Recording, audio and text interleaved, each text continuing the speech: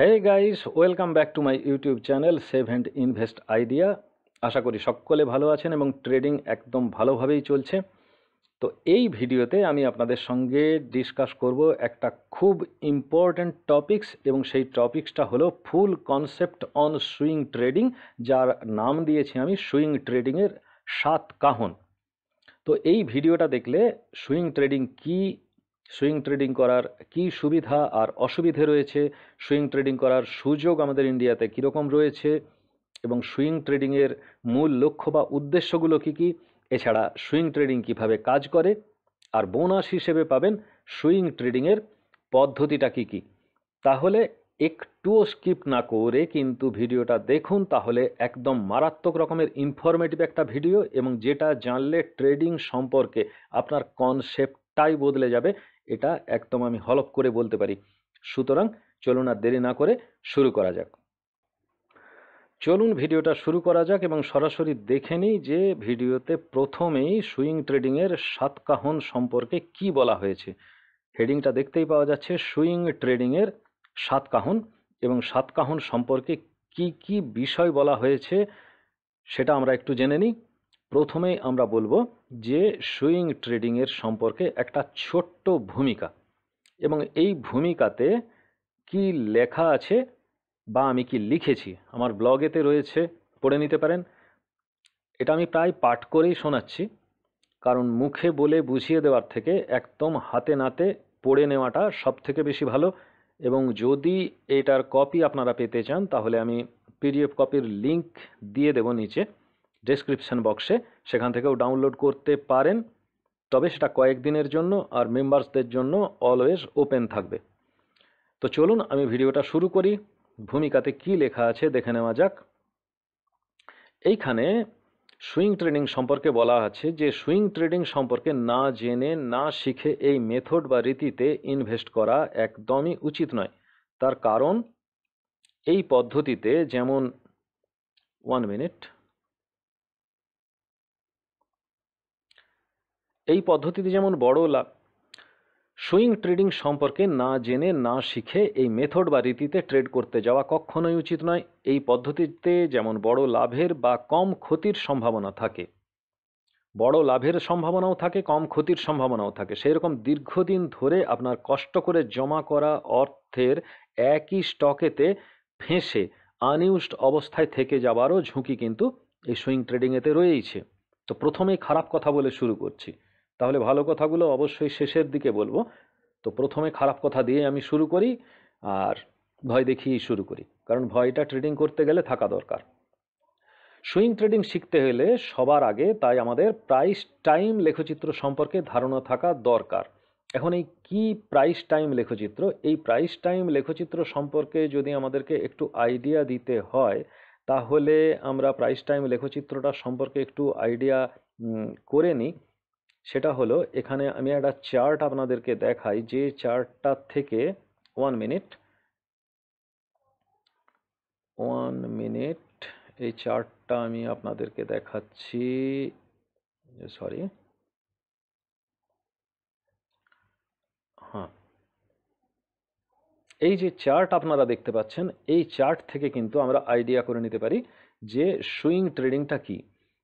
এই যে দেখতে পাওয়া যাচ্ছে এইখানে, এই যে এরকম একটা জায়গাতে, চলুন দেখিয়ে দিই, এইরকম একটা জায়গাতে প্রাইস কিন্তু নিচের দিকে ছিল, এবং তারপর ছোট ছোট আপস অ্যান্ড ডাউনস হতে হতে এইখানে যে কিন্তু একটা হাই প্রাইসের পর একটু এক্সস্টেড হয়ে গেছে। তাহলে মোটের ওপর বলা যেতে পারে যে এই রকম একটা লেভেল থেকে এই রকম একটা লেভেল পর্যন্ত একটা সুইং হয়েছে। আবার যদি বড় সুইং বা লম্বা সুইংয়ের কথা ভাবতে হয়, তাহলে স্টক কিন্তু বাড়তে বাড়তে এই রকম একটা অবস্থান পর্যন্ত গেছিল, এবং তখন কিন্তু বলা যেতে পারে সুইংয়ের লেভেলটা এই রকম অবস্থা পর্যন্ত গেছে। তো এই যে ছোট সুইং অথবা বড় সুইং, যাই কিছুই হোক না কেন, প্রাইসের নিচের থেকে ওপরে যাওয়া বা ওপর থেকে আবার নিচে নেমে আসা, এই মাঝখানে দুটো প্রাইস লেভেল, এটা লোয়ার সুইং লেভেল, এটা হচ্ছে হায়ার সুইং লেভেল, এই দুটো লেভেলের মাঝামাঝি স্টকের যে প্রাইসের ওঠানামা, এই ওঠানামাটাকেই আমরা সুইং বলে বলতে পারি, এবং এটারই আমরা প্রফিট নেবার চেষ্টা করব নানা রকমভাবে এই সুইং ট্রেডিংয়ের মাধ্যমে। এটাই বেসিক্স। তো এটা ধীরে ধীরে ক্লিয়ার হয়ে যাবে। তো ক্লিয়ার করে নেবার আগে আমরা লেখাটাতে চলে যাই কি আছে। আর যে গ্রাফটা আমরা দেখালাম, যে লেখচিত্রটা দেখালাম, সেটা যে নামেই পরিচিত থাক না কেন, এটাকেই আমি বলবো প্রাইস টাইম লেখচিত্র। এই প্রাইস টাইম লেখচিত্রটা কীরকম না, একটা স্টকের শেয়ার মূল্য সময়ের সাথে হ্রাস বা বৃদ্ধি পায়। তো ট্রেডাররা যে চার্ট ব্যবহার করে, অর্থাৎ ট্রেডাররা কি চার্ট ব্যবহার করে, এই চার্টটা ট্রেডাররা ব্যবহার করে। তো এই যে চার্ট বলে আমরা বলে থাকি সাধারণত ট্রেডিং করার সময়, এটাই হলো কিন্তু ম্যাথামেটিক্যালি প্রাইস টাইম গ্রাফ, অর্থাৎ সময় আর মূল্যের বা মূল্য ভার্সেস সময়ের লেখচিত্র। তো এই লেখচিত্রতে একটা স্টকের শেয়ার মূল্য সময়ের সাথে সাথে হ্রাস বা বৃদ্ধি পায়, কখনো কমছে কখনো বাড়ছে। তো এই লেখচিত্রের উপর সময়ের সাপেক্ষে একটা স্টকের শেয়ার মূল্য কিভাবে পরিবর্তন হয়ে চলেছে তার একটা ঐতিহাসিক চিত্র আঁকা হয়ে থাকে। এভরিথিং যেটা এখানে পয়েন্টগুলো নিয়ে ওই যে ক্যান্ডেলগুলো তৈরি হয়েছে বা একটা কার্ভ তৈরি হয়েছে, এই কার্ভটা কিন্তু বলা যেতেই পারে যে এগুলো কিন্তু মোটামুটি দেখানো হয়েছে। এটাকে যদি আমরা ক্যান্ডেল স্টিক প্যাটার্ন না করে যদি লাইন চার্টে কনভার্ট করে দিই, তাহলে দেখতে পাওয়া যাচ্ছে একটা কার্ভ হয়ে গেছে। এই যে কার্ভ লাইনটা ডিজাইন করা হয়েছে পয়েন্ট টু পয়েন্ট বেসিসে, এই কার্ভ লাইনটা কিন্তু তৈরি হয়েছে প্রাইসের movement with respect to time. X Axis বরাবর টাইম প্লট করা হয় এবং ওয়াই অ্যাক্সিস বরাবর প্রাইস প্লট করা হয়। তো টাইমের রেসপেক্টে প্রাইসের মুভমেন্ট কীরকম হয়েছে এটার বেসিসেই কিন্তু আলোচনা করা যেতে পারে। এবং কেউ কেউ যদি চেষ্টা করে তাহলে একটা ট্রায়াঙ্গুলার প্যাটার্ন কিন্তু তৈরি করে নিতেই পারে। যেমন যদি ধরে নিই এইখানে একটা সুইং তৈরি হয়েছে এবং এই সুইং থেকে এই সুইং পর্যন্ত এখানে একটা আমি পারপেন্ডিকুলার লাইন ড্র করব এবং এখানে একটা ট্রায়াঙ্গেল তৈরি করব। তো এই যে স্লোপটা তৈরি হলো, এই স্লোপটাকে বলা যেতে পারে এই কার্ভের গ্রেডিয়েন্ট। তো যারা একদম ম্যাথামেটিক্স এক্সপার্ট তারা বুঝতেই পারছেন আমি কি কথা বলছি, আর যারা ম্যাথামেটিক্স এক্সপার্ট নন তারা বেসিক্যালি এই ব্যাপারটাকে কিন্তু এই যে এখানে আমি একটা দেখিয়ে দিয়েছি, একটা ট্রায়াঙ্গুলার প্যাটার্ন আমি এখানে দেখিয়ে দিয়েছি।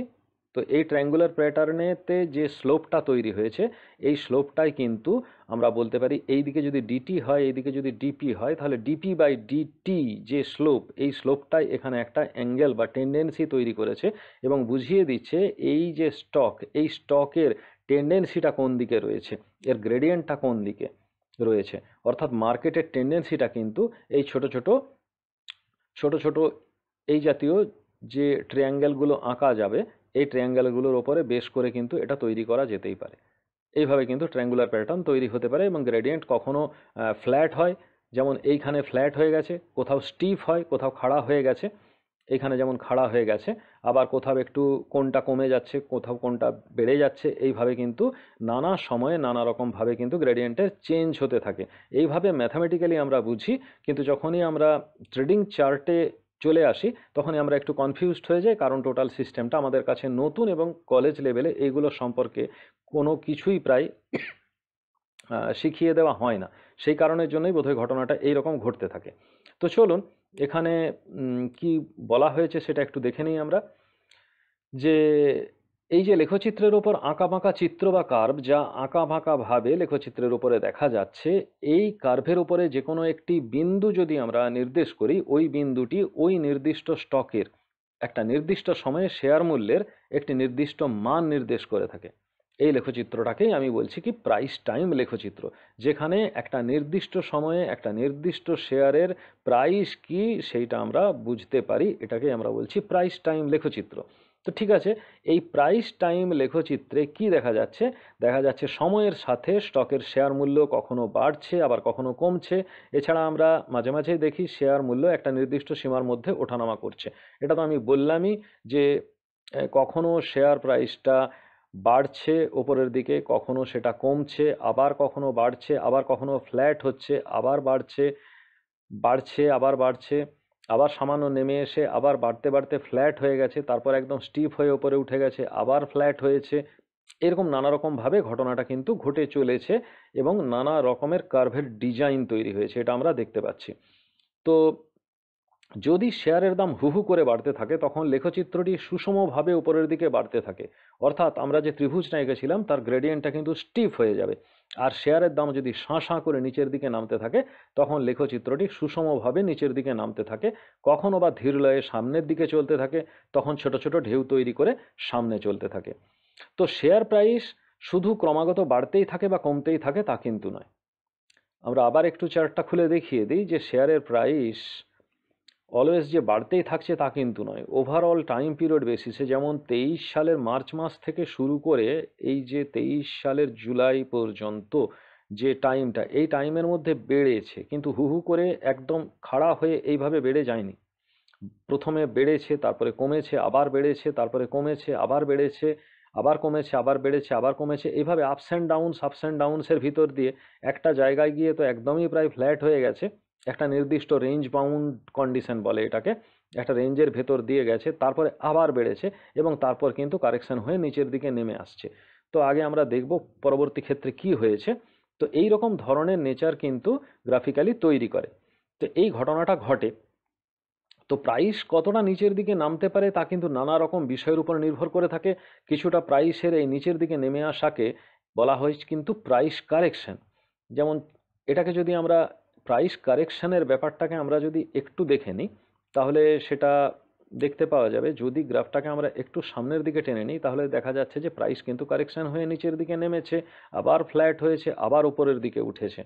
তো এই রকমভাবেই গ্রাফের নেচারটা কাজ করতে থাকে। তো আগের প্রাইস লেভেলকে ছাড়িয়ে বাজারের প্রবণতা যদি উপরের দিকে উঠে থাকে, তো আর একটু আগের থেকেই বলি, একটু নিচের দিকে নেমে নিরাপদ উচ্চতায় কিছুটা সময় বিশ্রাম নেওয়া যায়। এই বিশ্রামের সময় প্রাইস কিন্তু প্রায় একটা নির্দিষ্ট সীমা মেনে এগিয়ে চলে। তো বাজারের প্রবণতা যদি এখনও উপরের দিকে থাকে তাহলে প্রাইস আবার উপরের দিকে উঠতে থাকে। এখন কিন্তু আগের প্রাইস লেভেলকে ছাড়িয়ে নতুন প্রাইস লেভেলে উঠে আসে। এই ঘটনাটা কিন্তু যে একই দিনে হবে তা নাও হতে পারে। প্রাইস টাইম যে টর্ক রয়েছে, সেই টর্কের যে মোমেন্টাম, তার উপর বিশেষভাবে এই প্রাইস লেভেল কতটা তাড়াতাড়ি উঠবে বা নামবে তা কিন্তু নির্ভর করে। তো যাই হোক, তরঙ্গ বলবিজ্ঞান মানে ওয়েভ মেকানিক্সের যে সায়েন্স, সেটার জটিলতাটাকে যদি আমরা বাঁধো দিয়ে দিই আমরা, তাহলে কিন্তু বোকাতেও একটা কথা বুঝতে পারবে যে বল প্রয়োগ না করলে যেরকম বস্তুর গতি অবস্থার পরিবর্তন ঘটে না, ঠিক সেই রকম না, বিশেষ কোনো বল বা টর্ক উৎপন্নকারকের প্রভাবেই মানে টর্ক তৈরি করতে পারে এরকম কোনো প্রভাবকের সাহায্যে কিন্তু প্রাইস উপরে আর নিচে ওঠানামা করতে থাকে। অর্থাৎ একটা টর্ক সৃষ্টিকারী একটা ফোর্স কোথার থেকেও কাজ করে, একটা কিছু কারণ কাজ করে যেটা খুব ভেতরে থাকে, একটা নিচের দিকে থাকে। এই কারকটা হলো মার্কেট অপারেটার্স। আরও কেউ কেউ আছে, আরও অনেকগুলো ফ্যাক্টরসের উপরে কাজ করে। তো বেসিক্যালি মার্কেট অপারেটার্স এরা অনেক, এদের চেহারা সম্পর্কে বর্ণনা দিতে গেলে অনেক কিছু বলতে হয়। তো মোটামুটি সাদামাটা ভাষায় আমরা মার্কেট অপারেটার্স বলেই বলছি। ভিডিওতে, আমার ভিডিওগুলোতে যারা ফলো আপ করেন তারা জানেন এই মার্কেট অপারেটর সম্পর্কে আলোচনা করেছি, সামনের দিনে আরও করব। তাহলে কি দেখলাম এই পর্যন্ত, যে যদি মার্কেট অপারেটরস মনে করে যে প্রাইস উপরে কতটা যেতে চায় তা দেখে নেওয়া উচিত, তখন তারা বেশি বেশি দামের অফার দিয়ে শেয়ারের যোগান দিতে থাকে। আর ক্রেতারা ওই শেয়ার কিনলে খুব লাভ হতে পারে ভেবে ওই ক্রমশ বাড়তে থাকা দাম দিয়ে শেয়ার কিনতে থাকে। ফলে শেয়ার প্রাইস হু হু করে বাড়তে থাকে। কিন্তু এই মার্কেট অনিয়ন্ত্রিত নয়, একদিনে কোনো একটা স্টকের দাম ইচ্ছামতো বেড়ে যেতে বা বাড়িয়ে দেওয়া যেতে পারে না। বাজারের নিয়ন্ত্রক আর সেবির, মানে এনএসি বিএসি এগুলো বাজার, আর তার উপরে নজর রাখে সেবি। তো এদের কড়া নজর থাকে এই ব্যাপারে। তো দাম কমে যাবার ক্ষেত্রেও একই নীতি কিন্তু কাজ করে। তো এই ব্যাপারটাকে কি আমরা আরেকটু দেখে নেব চার্টে গিয়ে। এই চার্টে গিয়ে আমরা যদি একটু দেখে নিই তাহলে দেখা যেতে পারে এখানে ডে চার্ট রয়েছে। তো এটাকে যদি আমরা একটু আওয়ারলি চার্টে কনভার্ট করে দিই এবং এটাকে যদি আমরা রিসেট চার্ট ভিউতে চলে যাই তাহলে দেখা যাচ্ছে যে উম, এই যে 9টার থেকে এইখানে শুরু হচ্ছে, এই জায়গার থেকে শুরু হচ্ছে, এই লেভেল থেকে। তার মানে প্রাইস কতটা নিচের লেভেলে ছিল, এই নিচের লেভেল থেকে একদিনে প্রাইস কতটা বাড়ছে দেখা যাক, দেখা যাক। প্রাইস বাড়ছে, এটা হচ্ছে কত তারিখ, 14ই ফেব্রুয়ারি 2024। 14ই ফেব্রুয়ারি 2024 থেকে 15ই ফেব্রুয়ারি এটা 9টা পর্যন্ত গেছে। তার মানে প্রাইস এই জায়গা পর্যন্ত গেছে, মানে এই লেভেল পর্যন্ত প্রাইস গেছে। ওকে। তাহলে এই লেভেল পর্যন্ত প্রাইস গেছে, প্রাইসটা ছিল এই লেভেলে, এই লেভেল পর্যন্ত প্রাইস গেছে কেন? প্রাইস তো এই পর্যন্ত চলে যেতে পারতো, অনেকটা উঠে যেতে পারতো, কিন্তু এতটা ওঠা যায় না। প্রাইসকে বেঁধে দেওয়া হয়েছে যে একদিনে সে কতটা উঠতে পারে, এর বেশি কিন্তু প্রাইস মুভমেন্ট করা সম্ভব নয়। সেখানে কিন্তু রুলস আর রেগুলেশন মেনেই কিন্তু এই ওঠানামাটা ডিপেন্ড করে, এটা মাথায় রাখতে হবে।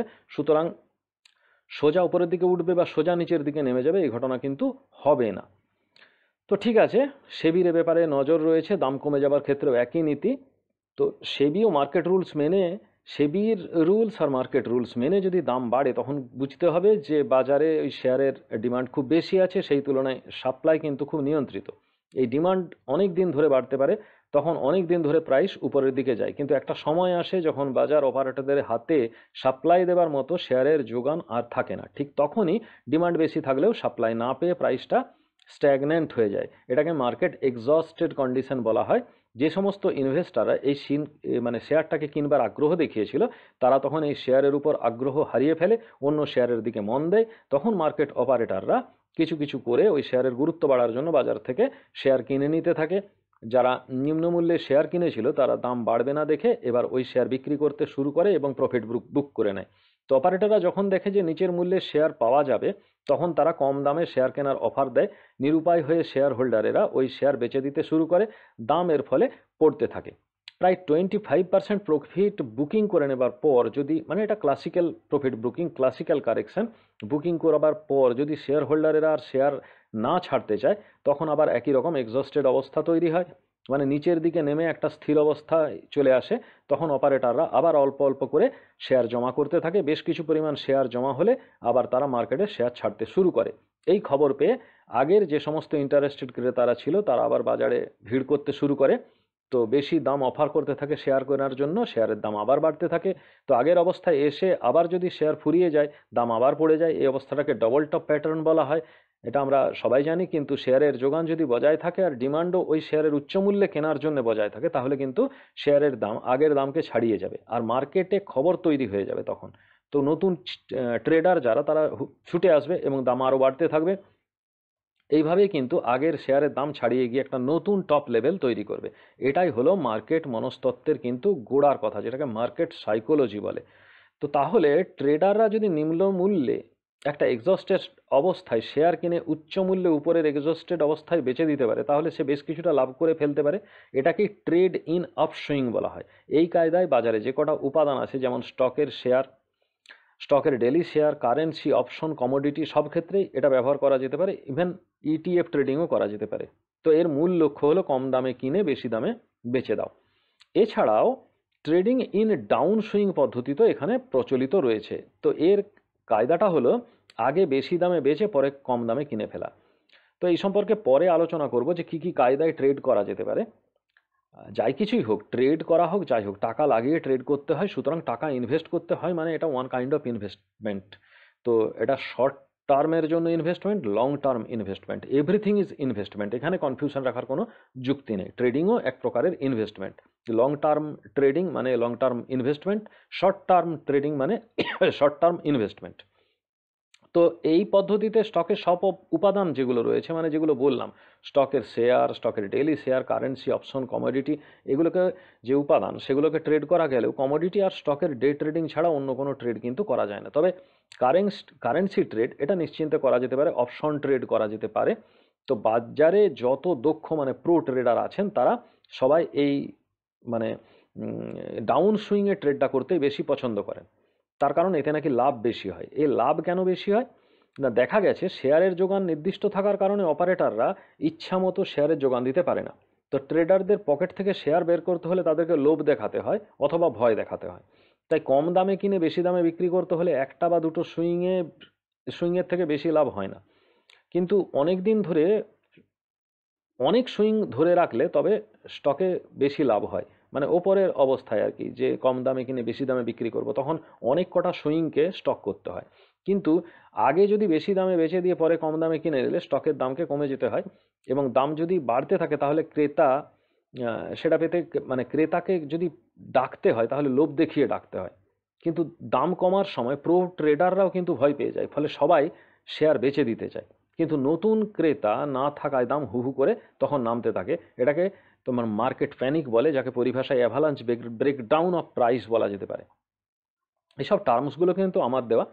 তো অ্যাভালাঞ্চ ব্রেকডাউন কথাটা কিন্তু অন্য জায়গাতেও ব্যবহার হয়েছে, একটু সিমিলারিটি খোঁজার জন্য এই নামগুলো দেওয়া হয়েছে। তো এইগুলোর সম্পর্কে যদি ডিটেলস কিভাবে বোঝাতে চাইছি যদি জানতে চান তাহলে কমেন্ট বক্সে কমেন্ট করবেন, তাহলে আমি বুঝিয়ে দেবো।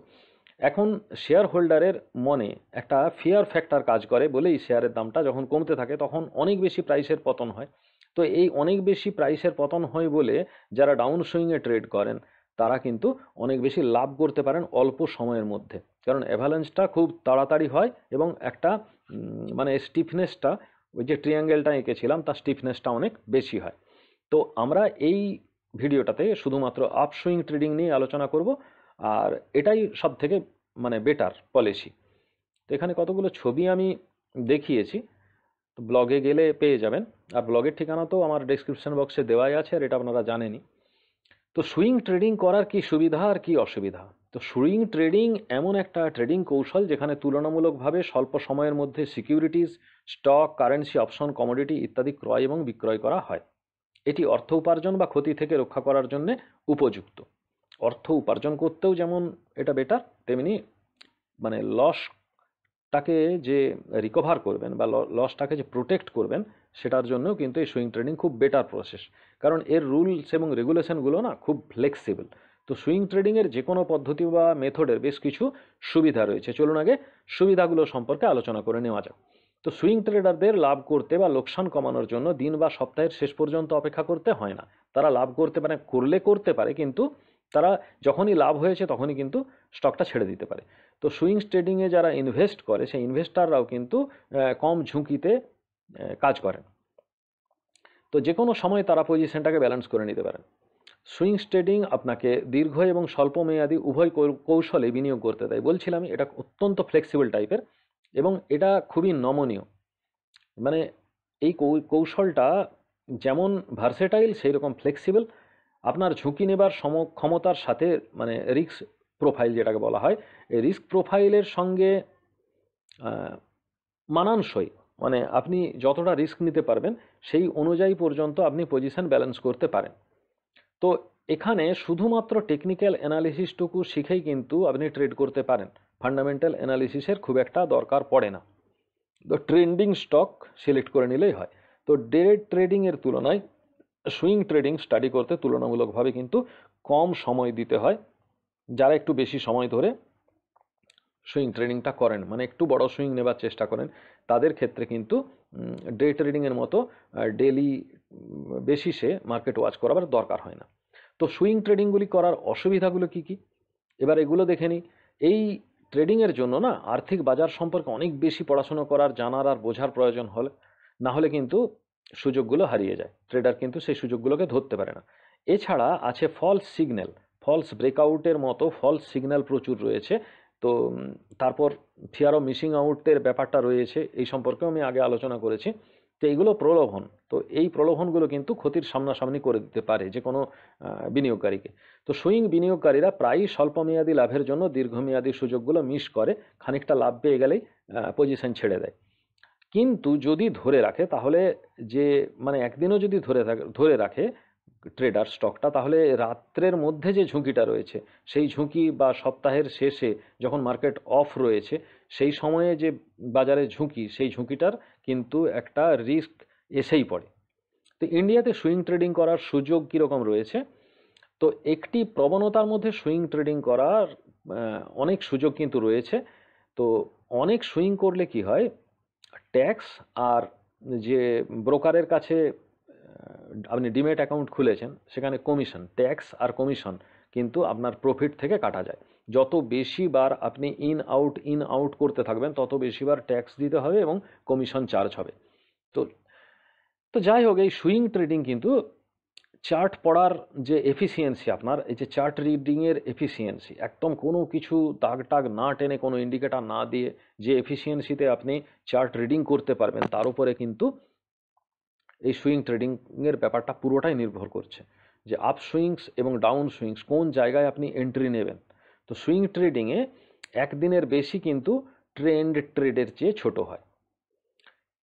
অবস্থান 3 থেকে 4 সপ্তাহের মধ্যে বন্ধ করা হয়। এটা সাধারণত ব্যাপার, মানে মোটামুটি ধরে নেওয়া হয় কি আহ, এই জায়গাটাতে যেটুকু লেখা আছে এটাকে ধরা হয় কি যে একদিন ধরে রেখে তারপরেও ছেড়ে দেওয়া যেতে পারে, একদিনের মধ্যে ছেড়ে দেওয়া যেতে পারে, 3-4 সপ্তাহ পর্যন্ত ধরে রাখা যেতে পারে। আবার কেউ কেউ এটাকে পিরামিডিং করতে থাকেন, যে যখন স্টক আপ ট্রেন্ডিং রয়েছে তখন কারেকশনের মুখেতে বেশি বেশি করে ইনভেস্ট করে আহ, উনি একটা এটাকে পিরামিডিং বলে, উনি তার যে ইনভেস্টমেন্ট সেই ইনভেস্টমেন্ট ক্যাপিটালটাকে বাড়িয়ে নিয়ে যেয়ে প্রফিটটাকে হাই লেভেলে নিয়ে যাওয়ার চেষ্টা করতে পারেন। তো এগুলো বুঝবার জন্য অনেক কিছু আছে, অনেক ইন্ডিকেটর রয়েছে, তার মধ্যে অনেকে আরএসআই ইন্ডিকেটর ব্যবহার করেন, মুভিং অ্যাভারেজ ইন্ডিকেটর ব্যবহার করেন, ইত্যাদি ইত্যাদি। তো এই টেকনিক্যাল ব্যাপারগুলো তো রয়েইছে এবং সেই চার্টগুলোতে আমরা এগুলোকে মানে অ্যাপ্লাই করে দিতে পারি। সুতরাং সুইং ট্রেডিং করার সুযোগ কিন্তু রয়েছে। তাহলে সুইং ট্রেডিংটা এই পর্যন্ত পড়ে আমরা যেটা দেখলাম, ভিডিওটা দেখে আপনারা কি শিখলেন যে সুইং ট্রেডিংটা কি? সুইং ট্রেডিং হলো প্রাইস, যেটা প্রাইস লেভেল তার উপরে ওঠা বা নিচে নামার একটা ওয়েভ, যা শেয়ারের একটা নতুন ভ্যালু স্থির করে দেয়। এটি একটি ট্রেন্ড নয়, একটি মাত্র ট্রেন্ড নয়, বরং ট্রেন্ডের মধ্যে ঘটে যাওয়া একটা ওয়েভ। আমি যেমন দেখাচ্ছিলাম একটা বড় ট্রেন্ড লম্বা তৈরি হয়েছিল, তার মধ্যে একটা ওয়েভ তৈরি হয়েছে এবং সেই ওয়েভটা কিন্তু কখনো আপ, কখনো ডাউন এবং কখনো ফ্ল্যাট। তো সুইং ট্রেডারের যে লক্ষ্যটা থাকে সেই লক্ষ্যটা হচ্ছে দাম কমলে কিনে ফেলা এবং দাম বেড়ে গেলে বিক্রি করে দাও। আর এটাই সব থেকে সুবিধাজনক সুইং ট্রেডিংয়ের ক্ষেত্রে, এটুকু মোটামুটি পরিষ্কার বুঝতে পারা যাচ্ছে। তো এই ধরনের ট্রেডিং বাজারে স্বল্প মেয়াদী বিনিয়োগের সুযোগ খুঁজে নেবার মতো জন্য মানে টেকনিক্যাল অ্যানালিসিসের যে থিওরি, সেই থিওরিটাকে অ্যাপ্লাই করেই কিন্তু সব ট্রেডাররা এই ধরনের ট্রেডিং করে থেকে থাকেন। তো এর মূল লক্ষ্য বা উদ্দেশ্য হলো কি, যে অল্প সময়ের মধ্যে একটি স্টক কেনা বা বিক্রি করে দেওয়া। তো আদর্শভাবে মাত্র একদিনের মধ্যে এটা করলে এটাকে আমরা ডেলি ট্রেডিং বলে নাম দিয়ে থাকি, কিন্তু ডেলি ট্রেডিং বললে কিন্তু তার অনেক ব্যাপকতা রয়েছে, সেই সম্পর্কে ডেলি ট্রেডিং নিয়ে আলাদা করে ভিডিও বানিয়ে তাহলে বলতে হবে। আর সুইং ট্রেডিং ডেলি বেসিসে করা যেতে পারে, মানে স্পেকিউলেশনে এন্ট্রি নেওয়া। তো এখানেও একটা রিস্ক ফ্যাক্টর যেটা কাজ করে, যে হড়বড়িয়ে যদি ট্রেডিং পজিশন নিয়ে ফেলা হয় তাহলে বেশিরভাগ ক্ষেত্রে ভুল হতে পারে। তাই এন্ট্রি এক্সিট পজিশন নেবার জন্য টেকনিক্যাল অ্যানালিসিসের একটা পার্টিকুলার স্ট্র্যাটেজি সম্পর্কে আপনাদের কিন্তু নিজেদের একটা রুলস ফিক্সড করে নিতে হবে এবং সেটাকে মেনে চলতে হবে দীর্ঘদিন ধরে। দেখুন, ইচ অ্যান্ড এভরি স্ট্র্যাটেজি কিন্তু কাজ করে এবং প্রফিট করে। তো এখন ব্যাপারখানা হচ্ছে কি, শুধুমাত্র ভিডিও দেখে নিয়ে সেটাকে অ্যাপ্লাই করার চেষ্টা করতে যাওয়াটা কিন্তু মানে ঠিক নয়। আগে ব্যাক টেস্টিং করতে হয়, আগে ওই স্ট্র্যাটেজিটাকে চালাতে জানতে হয়। না হলে মানে একটা দামি ধরুন ফোর হুইলার কিনে নিলেন এবং কিন্তু আপনি চালাতে জানেন না ভালো করে, তাহলে কিন্তু মানে অতিরিক্ত দামি ফোর হুইলারটাও হয়ে যাবে খারাপ, যদি না সেটা চালাতে জানা হয়। এই ব্যাপারটাকে কিন্তু মাথায় রাখতে হবে, না হলে কিন্তু পুরোটাই গড়বড় হয়ে যাবে। তো কাউন্টার ট্রেন্ড সুইং ট্রেডিংয়ের ব্যাপারটাও রয়েছে। সুইং ট্রেডিংয়ের ছোট ছোট সুইং ট্রেডিংগুলোকে কেনা বা বিক্রি করে দেওয়া, মানে যেটাকে এখানে সাপোর্ট রেজিস্ট্যান্সের আন্ডারে যে ট্রেডিং, সেই ট্রেডিংয়ের হিসেবেও কিন্তু মানে সেই হিসাবেও ট্রেডিং করা যায়। সাপোর্ট রেজিস্ট্যান্স, ডিমান্ড সাপ্লাই ধরেও কিন্তু ট্রেডিংটা করা যায়, সুইং ট্রেডিং করা যেতে পারে। তো এই সুইং ট্রেডিং করবার জন্য যে আমি বলছিলাম যে প্রথমে একটা স্টক খুঁজে বের করতে হবে। অ্যাকচুয়ালি হচ্ছে কি যে বিষয়খানা যেটা দাঁড়াচ্ছে সেটা হলো যে এতক্ষণ পর্যন্ত যে ভিডিওটা দেখছেন সেই জন্য ধন্যবাদ, এবং সেই কারণের জন্যই কিন্তু এই বোনাস পয়েন্টটা, অন্য কোনো কারণের জন্য নয়। বোনাস পয়েন্টটা কিন্তু শুধুমাত্র যারা এতক্ষণ ধরে দেখছেন ভিডিওটা তাদের জন্য। তো চলুন এই বোনাস পয়েন্টটা কি সেই সম্পর্কে একটু আলোকপাত করে দেওয়া যাক আপনাদের কাছে। তো এর প্রথম ধাপটা হলো সুইং ট্রেডিং কিভাবে কাজ করে, যে একটা স্টক খুঁজে বের করুন যেটা স্বল্প মেয়াদে আপনাকে ভালো রিটার্ন দিতে পারে। তো যে কোনো ধরনের আপনি সিকিউরিটি বাছাই করে নিতে পারেন আপনার যেরকম, যেটাতে আপনার ভালো জ্ঞান রয়েছে সেই অনুযায়ী। তারপর এটাকে কীরকম পারফর্ম করছে এটা বোঝার জন্য এটার রিলেটিভ স্ট্রেংথ ইন্ডেক্স মানে RSI, moving average convergence, divergence মানে এমএসিডি, বা শুধুমাত্র মুভিং অ্যাভারেজ ইএমএ বা শুধু এমএ সিগন্যাল আপনারা ব্যবহার করতে পারেন, ইন্ডিকেটার। এছাড়া ভলিউম ইন্ডিকেটার ব্যবহার করতে পারেন, ট্রেন্ড লাইন ড্র করতে পারেন। এসব নানা কিছু সূচক ব্যবহার করে আপনারা ওই প্রাইস টাইম লেখচিত্র বা চার্ট অ্যানালিসিস করবেন, এবং করবার পর যেখানে আপনি এন্ট্রি নেবেন সেফ এন্ট্রি তার 5% নিচে অতি অবশ্যই একটা স্টপ লস অর্ডার দেবেন, এবং যেখানে আপনি এন্ট্রি নিয়েছেন তার উপরে 20%-এ একটা লক্ষ্যমূল্য সেট করে নেবেন। যদি সেই লক্ষ্যমূল্য অ্যাটেন্ড করে যায় তো স্টক ছেড়ে বেরিয়ে চলে আসবেন, আদারওয়াইজ স্টপ লস যদি হিট করে যায় তাহলে স্টক ছেড়ে বেরিয়ে যাবেন। ওই স্টকের ওই মুহূর্তে আর সেকেন্ড এন্ট্রি নেওয়াটা উচিত হবে না। এই পর্যন্তই অল্প কথায় বলা যেতে পারে।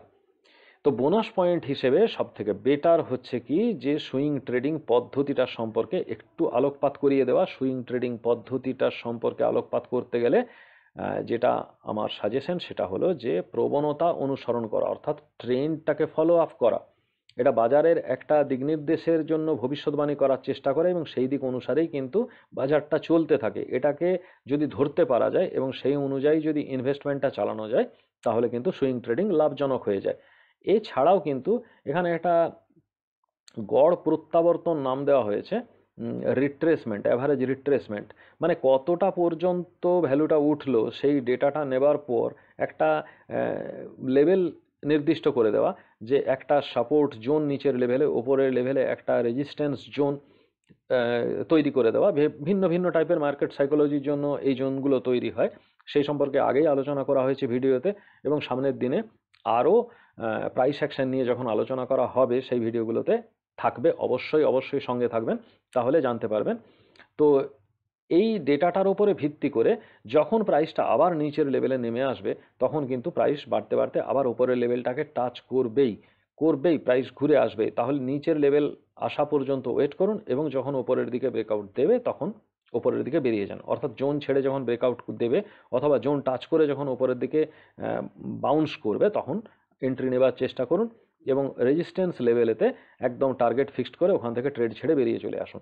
তো মুভিং অ্যাভারেজ একটা সহজ ইন্ডিকেটর, এটা দিয়ে কিন্তু ওই যে আপনি সিকিউরিটিসটা কিনেছেন সেই সিকিউরিটিসের যে নেক্সট স্টেপগুলো কি সেই সম্পর্কে কিন্তু আগাম স্টাডি করে নিতে পারবেন।